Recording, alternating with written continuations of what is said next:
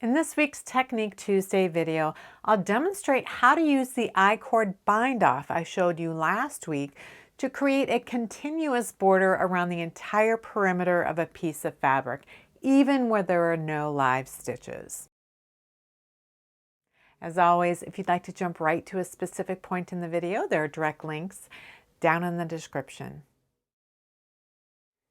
For this garter stitch swatch, I am going to bind off the live stitches using the I-cord bind off, as I showed you last week with flat knitting, where you start at one end and you finish at the other, and you have the edge looks like I-cord. But I'm going to continue this bind off all the way around all three sides. So I will essentially be binding off in the round, but I will add a couple of techniques in the process. One is handling the corners, and the other is picking up the stitches as I work the bind off. And it will be finished just like the circular piece of knitting that I finished last week with this bind off. So if you haven't seen last week's video on this technique, I would encourage you to watch that first, because I'll be skimming over some of the parts that I went into more detail last week. We're going to start, as we always start our I-cord bind off, by casting on 3 stitches, and I'm going to use knitting on. You can use a backwards loop or something similar, but it's important that it not be too bulky, so because when we graft at the end, we want the starting edge to hide inside the finishing edge. So I've cast on 3 stitches using knitting on. So in order to bind off each one of these live stitches, we have to knit 2 stitches and then decrease 2 stitches together and then return the results back to the left-hand needle. And again, I showed this in great detail last week. So I've worked my 2 stitches. Now I'm going to work these 2 together, and then we return these stitches to the left needle. Now we're going to repeat this for every live stitch that is currently on the needle. So I'm just about to work my last stitch of the live stitches. So I have finished working across the top, and I have my I-cord bind off along the top edge. So now I need to turn the corner. And now I'm going to work 2 rows of just regular I-cord. So to work regular I-cord, you slide, I've just finished knitting these stitches. I'm going to slide them to this end right here, and I'm going to work 2 rows of I-cord. I don't want to work too tightly. Regular I-cord, because it forms a solid tube that is really done in the round, that I-cord tends to be narrower than the I-cord bind off itself, because the I-cord bind off is really sort of a semicircle. It's attached at the front edge here, and it curls around the top of the edge, but it isn't as tightly formed as a standard I-cord tube is. So because it's not as tightly formed, you don't need to work it super tight. So now I've done 2, and now I'm going to start working across this edge, picking up stitches as I go. When you are working I-cord across a garter stitch edge, you see these ridges that you have of garter stitch. So each ridge represents 2 rows of knitting, and garter stitches has compressed row gauge, so it's more compressed than stockinette stitch. So we want to pick up 1 stitch, and that is the stitch we're going to use as the decrease to work with this 3rd one. So what I like to do is pick them all up at once, and so that they're all on a needle, and then I can just work across. Now I'm saying pick up. I'm not saying pick up and knit. I'm just lifting these loops, I'm picking them up, and I'm putting them on. I get a skinny needle to do this. So what I do is I look for the bump at the edge, and there's usually, it almost looks like a triangular formation. There's 2 lower bumps and then an upper bump, and it's the upper bump that I usually like to pick. It's not as obvious on this very top one, so you can just pick the one that you can find. So I've got one here. Now I'm going to get that one. So I'm picking up this top bump of each of these little triple bumps at the edge. And if you can't really tell the difference between them, as long as you get one of them, that's what's important. So now I just confirmed that I actually do have one for each one of those ridges. So I have all 12 bumps on the needle. And now what I can do is transfer these 3 stitches to this skinnier needle. It's fine that I'm using this much skinnier needle and that these loops I've transferred over there, they already have their stitch size established, so the smaller needle isn't going to interfere with that. So remember, I did all of the live loops. I did 2 rows of regular I-cord, and now I'm ready to do one where I work the I-cord bind off. So once again, I knit the first 2 stitches, and then I knit these 2 together through the back.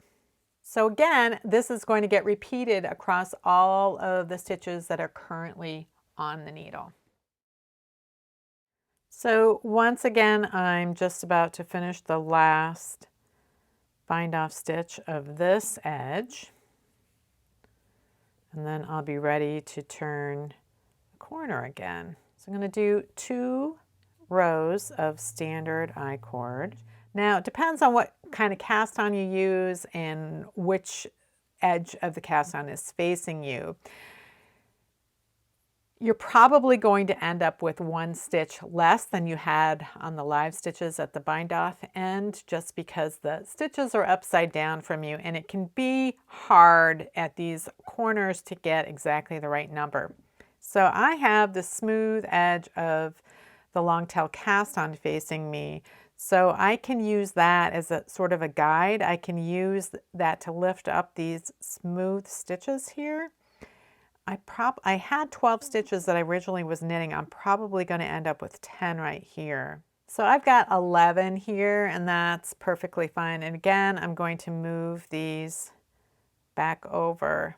And then once again, I'm just going to bind off across all of these stitches. And then again, I will work 2 rows of I-cord at the corner, and then I'll do just like I did on that first garter stitch edge, where I slide one of the bumps from each ridge along my skinny needle here, and then work across those as well. So before I go around this 3rd corner and finish the 4th edge, I wanted to show you what these corners look like, where I've worked the 2 rows of I-cord here to help turn the corner. So one of the things you'll want to do in blocking is just kind of square up your edges. But if you don't add those 2 rows of I-cord there at the corner, it's going to kind of cut across that corner. You may end up cupping a little bit, but you're not going to be able to get a nice square corner the way you will if you add a couple of I-cord rows when you're transitioning from one edge to another. So I've got my 12 bumps. I'm going to, and I've done my 2 rows of I-cord. I'm going to move the stitches back to the left needle, and then I'm going to continue all the way across the 4th edge. For the very last bind off stitch, it's worked just like all of the others have been worked, but now instead of working 2 plain rows of I-cord, you're just going to work 1 row of I-cord. Then you're going to cut the yarn and leave yourself a nice tail, say 9 to 12 inches. And then you're going to do what I showed you last week when you were binding off an I-cord in the round, and you're going to graft these live stitches to the first row of actual I-cord so that you hide the cast on bumps inside of the I-cord tube. You have the I-cord stitches on the needle. I would tighten these up a little bit, just kind of tug on them a little bit to tighten them up. So the working yarn is over on the left. You come over to the right, you enter as if to purl. Then you look on the actual I-cord bind off for the first real row of stitches. The base is going to be bumps, and so you don't want those. You want to look for the first actual stitch, and you're looking for the V of the stitch. You go behind both legs, around there. Then you come back to the needle, insert as if to knit, and let it come off the needle, insert into the next one as if to purl, and then pull the yarn through. Don't pull it super tight, you can adjust the tension later. Now you come back and you find the second stitch. So we did the first stitch already, now we're looking for the second stitch that's in the first row of I-cord. Come around the back of those two legs.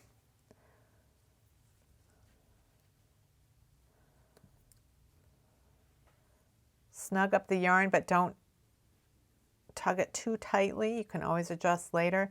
Insert as if to knit, let it come off. Insert as if to purl, pull the yarn needle through. Then you look for the third stitch in the first row of stitches. Come around the legs of that stitch. And then as your final move, you insert as if to knit and let it come off. And then pull it off. And then you're going to need to adjust your tension on those stitches.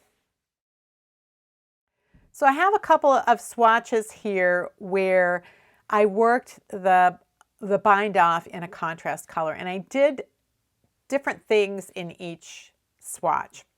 So for this swatch, I bound off, I joined the contrast color and used the contrast color to do my 3 cast on stitches before I began the bind off.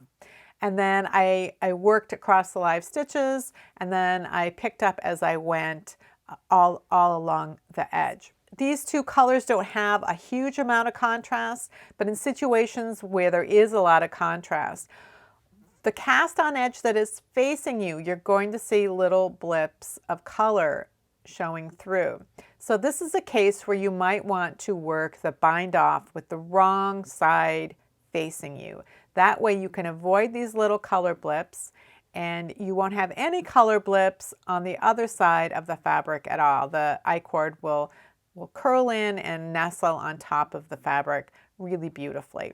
For this swatch, I used contrast yarn and I picked up all the way around. I either knit across any stitches that were live in the pink color, and then I picked up along edges where there were not live stitches with the pink color. And once I had picked up stitches all the way around, then I worked the bind off. Now, whether you do that with contrast yarn or not, it does a little something different to the bind off itself. First of all, you need to work 3 rows of I-cord at the corners rather than 2, because you've extended the edges out a little bit in this direction and that direction. So you can do 3 rows of I-cord at the transition. That's one thing. But it also just moves the border away from the stitch pattern that was worked in the center of the project.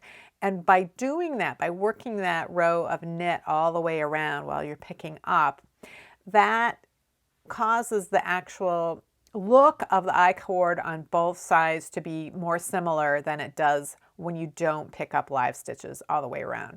Now, if you are picking up with a contrast color like I did here, then the back side is going to have blips where you made that transition from the original color to the contrast color. So in this case, you always want to make sure that the right side is facing you when you're picking up stitches for a contrast border if you want to work with live stitches.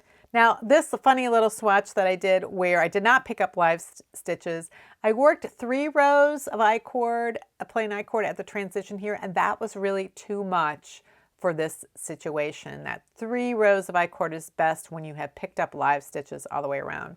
At the corner down here, I've got a split stitch here, so you can ignore that, but you'll see that the corner is not square, and at this corner I didn't work any rows of plain I-cord. So you can see how that affects the squaring of the corners. This one has the 2 rows that it was supposed to have. This one has 1 too many, 3, and this one has none. So it really created a lopsided looking swatch. In many of my videos, I encourage you to try the techniques demonstrated on a swatch or two in order to discover which result or which process you prefer.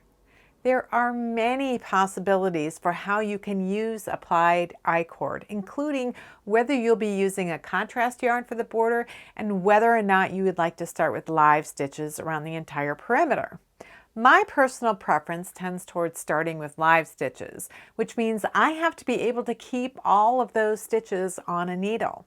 For projects with a large perimeter, like a blanket, I use my interchangeable needle set to pick up stitches, and then as I finish picking up for each edge, I let those stitches rest on a capped off cable until it's time to bind off that particular edge.